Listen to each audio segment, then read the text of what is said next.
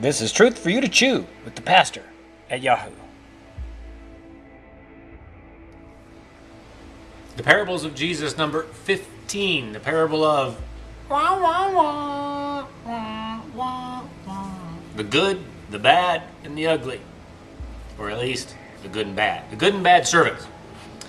I know. We are servants of Christ, right? And that's most likely true.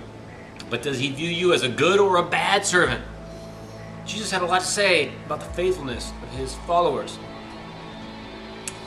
One time, Jesus was pressing the crowds to make a decision one way or another concerning his lordship. Finally, the disciples asked if he was just talking to the crowds or maybe if he was talking to them.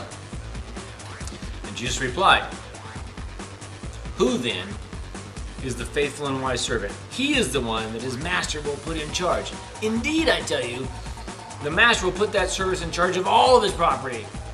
But then Jesus went on to say, "But if that servant says to himself, 'My master is delayed in coming,' and then begins to beat the male and female servants and eat and drink and get drunk, the master of that servant will come on a day when he does not expect him, an hour when he does not know, and will cut him in pieces and put him with the unfaithful."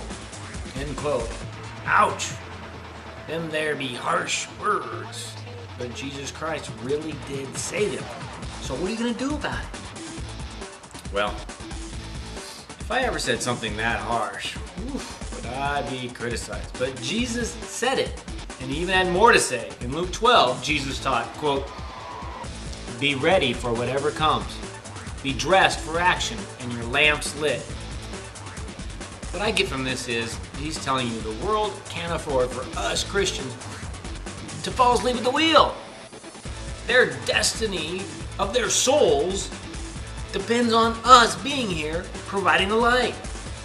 That's why Peter reminds us in 1 Peter 5:8, "Be sober, be vigilant, because your adversary, the devil, prowls around like a roaring lion, seeking someone to devour."